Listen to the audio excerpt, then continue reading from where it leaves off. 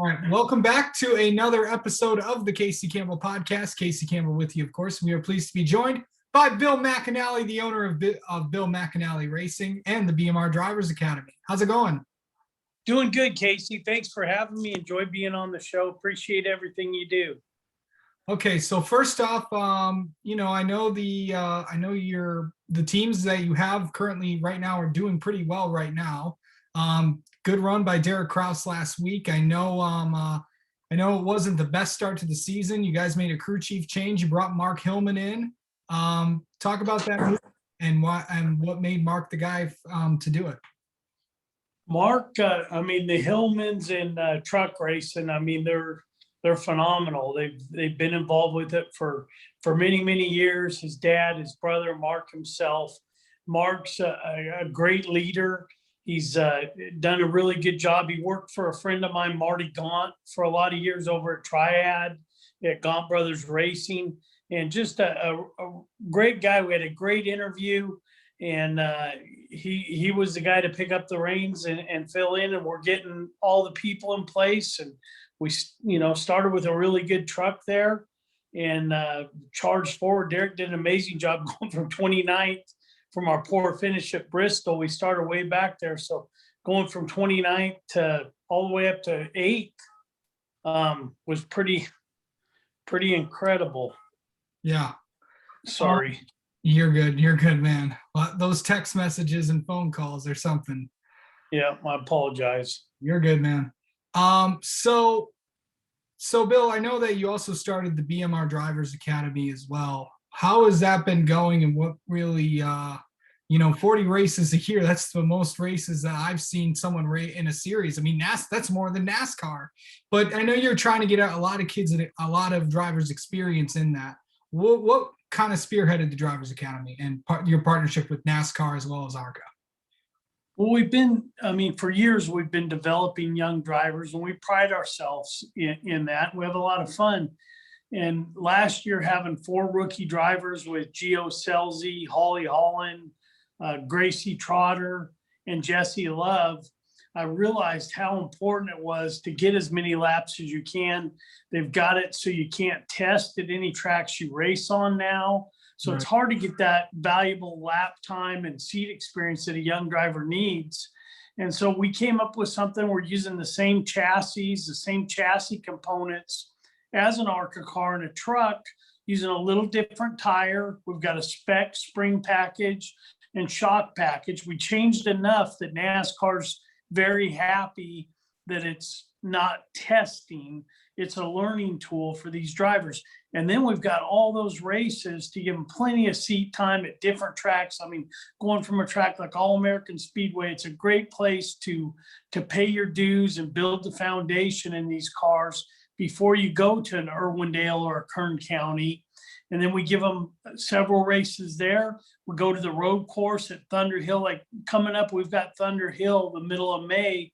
I've got Boris Said and Chris Cook coming out, 2 renowned road racers that are going to help instruct and give our drivers the coaching and education they need to learn a lot about a road course. And then from Thunder Hill, we'll actually go to Sonoma in 2 weeks, and they'll be running Sonoma, a track that they'll run. If they go up the NASCAR ladder, they'll be running that when they get to the cup level, when that time comes. So it gives them some great experience. Yeah, of course. Also, I know a couple of days ago, you guys released your Throwback paint scheme.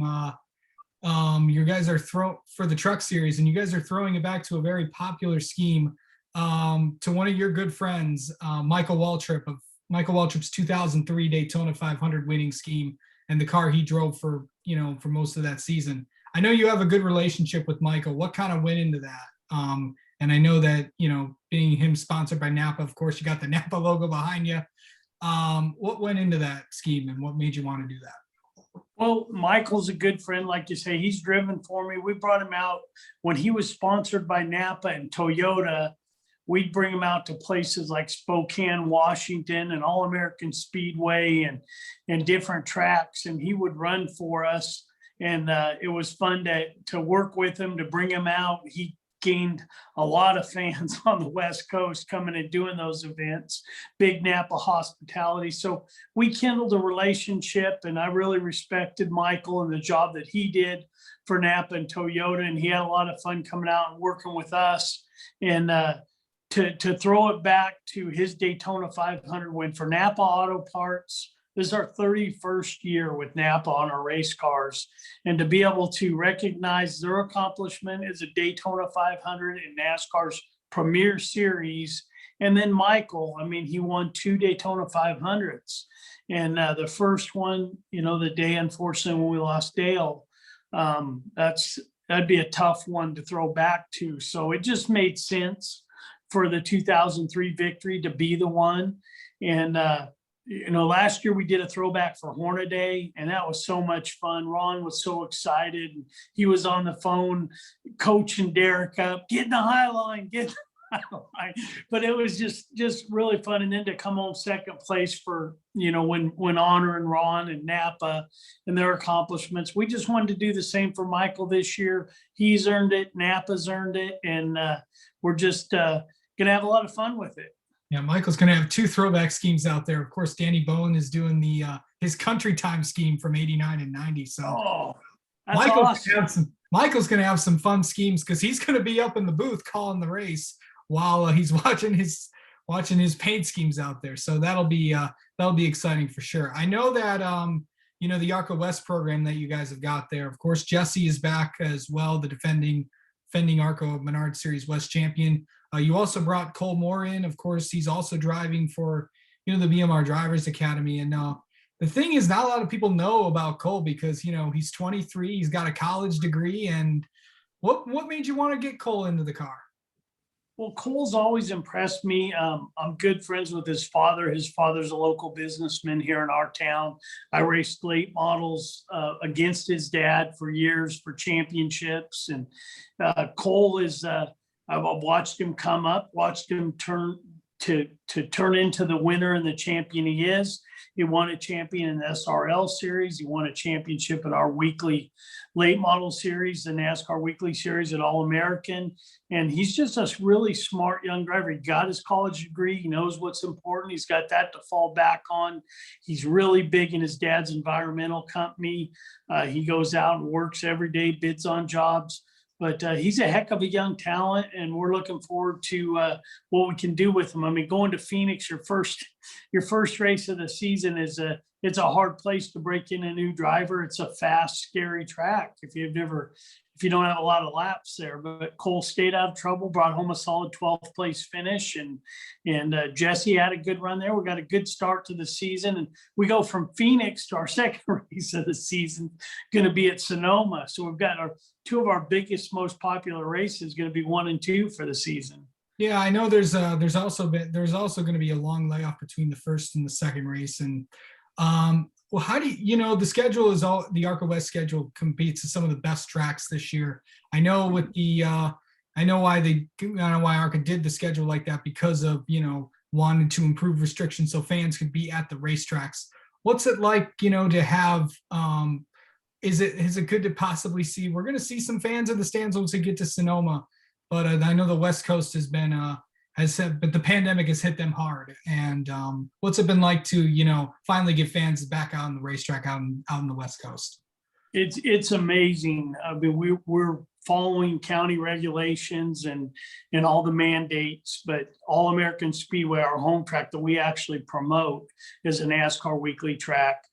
We were able to have 20% of our fans, and we had a great group. They were more enthusiastic and energetic than any group of fans I've ever seen at the track. They were so happy to be out and be part of what they've been missing. It was November of 2019, the last time we had fans in the stands at All American Speedway. So it was great, and it was big here. I know I talked to Tim Huddleston at Irwindale. He had fans in his local Saturday night event, and he was telling me a lot of the same, how enthusiastic they were and how excited they were. And I know from the races that we've been in the truck, seeing fans in the stands, and it really brings a lot to the race. I mean, it's so great. At Richmond, we had a good amount of people in the stands, and it just feels good. And I can't wait to get our sponsors and our partners back into the garage area and on pit road and be able to share what they're part of. You know, they're a big part of making this happen. They're partners, and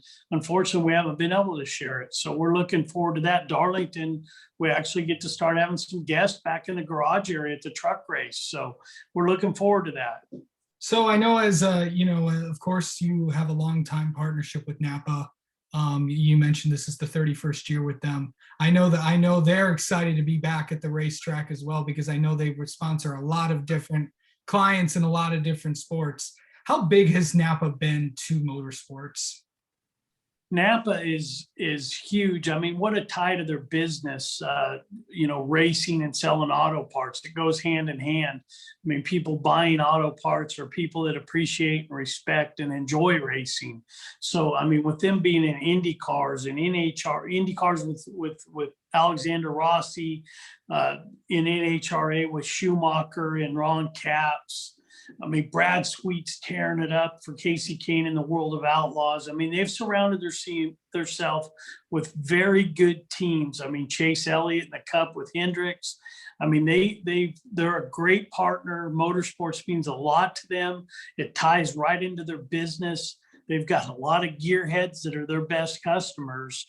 And we see it. We go to places like Colorado National Speedway. We go to that little 3/8 mile in Erie, and we'll get 1,200 NAPA people there. It's unbelievable, you know, the way they rally around it. But it's their big event of the year when they have something to build sales around and bring their customers out. Store owners bring their top shop customers, their municipality customers, and they show them a good night at the races. And once they've been there once, they're always wanting to come back the next year. So it continues to grow and grow. You'll come into a market and we'll build a hospitality, and it'll be 100 people the first year. The next year it's 300. The next year it's 500. I mean, it just continues to grow. And like that Colorado National race, I mean, we've got to the point where the promoters said, Bill, I can't handle anymore. I mean, 1,200 is our max. We aren't going to be able to take care of them. So it's a lot of fun. We have a good time with it. And you know they're going to be all out in full force when they get to Darlington in a few weeks. So and cool to see the throwback scheme to Michael Waltrip's 2003 win is going to be absolutely incredible. But anyway, Bill McAnally, thank you so much for coming on. Good luck with Derek and the trucks, and then with Jesse and Cole, as well as the BMR Drivers Academy. I appreciate it. Thank you for everything you do, and thanks for having me on the show. All right, no problem.